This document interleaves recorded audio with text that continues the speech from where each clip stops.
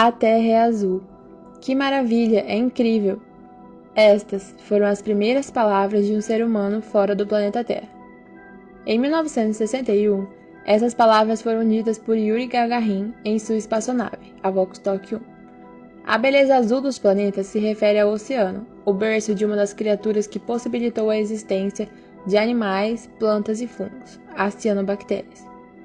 90% do oxigênio de todo o planeta é produzido nos oceanos, sendo as algas as principais produtoras do mesmo como resultado de reações químicas vitais para a sua existência, a fotossíntese. Aqui no Parque Nacional Sebangal, no sul da Indonésia, podemos encontrar diversos tipos de plantas, das mais belas e suculentas, como a lixia, as mais mortíferas e exóticas, como a planta jarro. E parece que o nosso amigo Eduardo Whittaker está observando as nossas amigas verdes.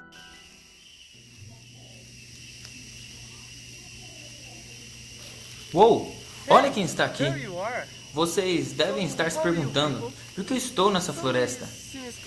O motivo é que eu estou à procura de respostas sobre a seguinte pergunta: como esses organismos magníficos dominaram o ambiente terrestre? Vocês gostariam de entrar nessa jornada comigo e aprender um pouco mais da história evolutiva das plantas? Bom, infelizmente eu sou um simples explorador, então precisarei de ajuda de alguns amigos cientistas que dominam todas as complexidades desses seres que nos rodeiam por todo o lado. Olhe só, é magnífico, mas eu tenho que perguntar. Então, bora entrar de cabeça nessa irresistível aventura? Sem perder tempo, o nosso explorador vai ao encontro do professor Richard Mille, no Laboratório de Citogenética e Diversidade Vegetal da Universidade de Jakarta, Indonésia. Fala, meus consagrados! Ainda estão aí? Para começar nossa jornada, iremos bater um papo com um velho amigo especialista em algas, com o intuito de compreender sobre os antecessores das plantas e como foi o começo da evolução delas. Hoje veremos isso. Então, dale! Shhh! Eles estão trabalhando, então temos que manter a seriedade nesse laboratório. Mas, sem enrolação, vamos logo encontrar o doutor. Venham comigo. Ele está logo ali nos esperando. Daí, mano, beleza? Como você tá? Daí, mano, beleza? Eu estou bem também. Esse é o nosso famoso Dr. Miller, que já trabalha há mais de 30 anos com vários tipos de divisões de algas e como elas vivem e também como surgiram. Então, doutor, como foi o surgimento das primeiras algas? Primeiramente, o primeiro indivíduo fotossintetizante foram as cianobactérias, há 2,5 bilhões de anos atrás. Através de endosimbiose com outros indivíduos, surgiram os cloroplastos por meio da redução e troca do material genético dessas cianobactérias com o núcleo da célula maior, gerando um novo tipo de indivíduo, a alga, uma célula verde especializada em fotossíntese. E quais as semelhanças entre plantas e algas? Existe uma relação entre as algas verdes fotossintetizantes de uma origem próxima a 1 bilhão de anos e as embriófitas. Ambas possuem clorofila A e B, reservas em arranjados de amido e uma parede celular composta por glicídios e carboidratos. E como foi o começo da evolução das algas para os primeiros exemplares de briófitas? A princípio, podemos afirmar que cenobas e colônias de algas podem ter se proliferado em ambientes ricos em sais minerais essenciais para as plantas atualmente, como fosfato, nitrato e outros. Portanto, fendas rochosas e regiões costeiras ricas em sais minerais pela erosão favoreceram a reprodução dessas espécies.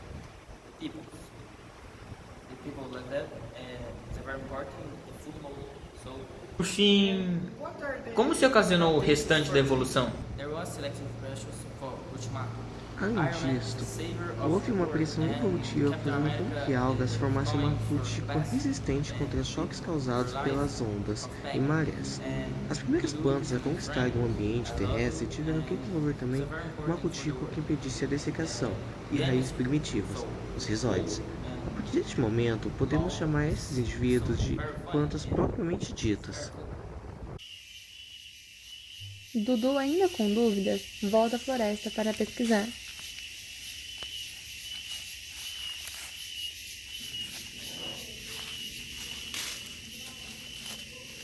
Oh meu Deus, o que é aquilo? Um animal? Venham comigo! Não podemos perdê-lo!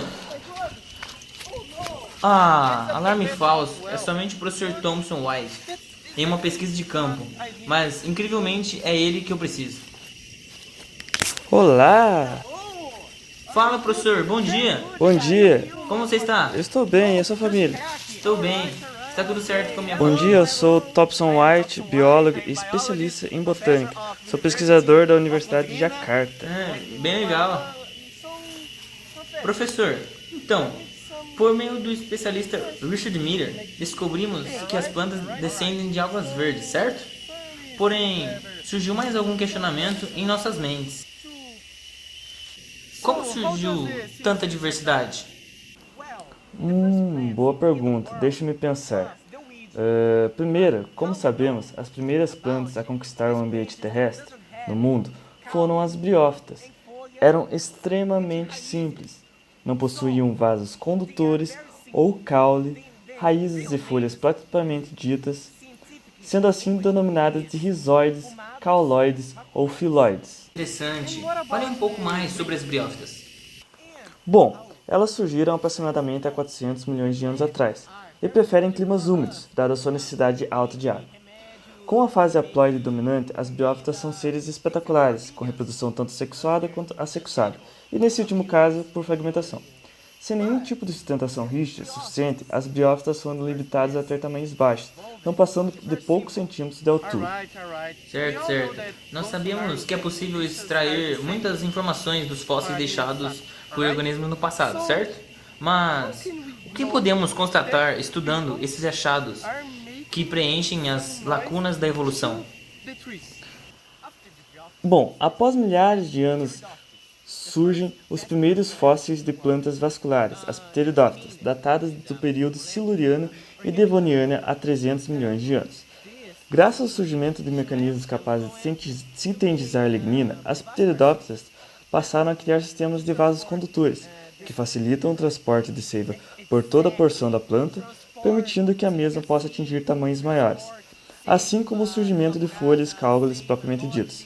Porém, elas ainda dependem muito de água, e o principal meio de perpetuação da espécie era através de esporos localizados na porção inferior das suas folhas dentro de estruturas denominadas soros. Outras plantas vasculares foram surgindo, as gimnospermas, por exemplo, que apareceram no final do período carbonífero. Muito interessante, mas o senhor poderia esclarecer um pouco mais sobre a diferenciação que ocorreu no grupo das plantas? Mas é claro que sim. Vamos começar pelas gimnospermas, que se diferenciaram de seus parentes pteridófitas ao apresentar sementes dentro de uma estrutura chamada estróbilo e pólen. A heterosporina, ou produção de esporos dioicos, representou um dos primeiros passos para uma grande diversidade genética que permitiu a expansão dessas árvores para muitos nichos.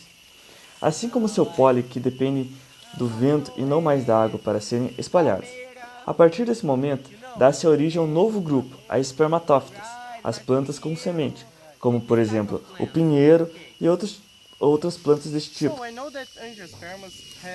Parece que as plantas se diferenciam em vários tipos muito diferentes, mas como são as mais desenvolvidas? Bom, as mais desenvolvidas surgiram há 150 milhões de anos atrás, com características bem marcantes, como sementes protegidas por frutos, flores bem vívidas, néctar e odores atraentes a insetos e outros animais.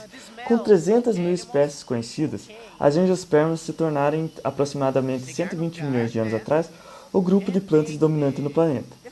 Sua importância na existência de ecossistemas, como o sul brasileiro, através de rios voadores, ou sua importância na manutenção de nichos, demonstram não apenas sua versatilidade, mas também sua necessidade. Olha, vocês voltaram. Com a ajuda desses incríveis professores, podemos entender como simples organismos unicelulares evoluíram para grandes e complexos seres vivos. Porém, quais outros fatores as plantas tiveram que superar para dominar o ambiente terrestre? Bom, estava caminhando, mas até agora não consegui pensar em nada. Ai! Espera! Será que o solo interferiu na evolução dos vegetais? Já sei. Eu conheço alguém que pode nos dar uma força.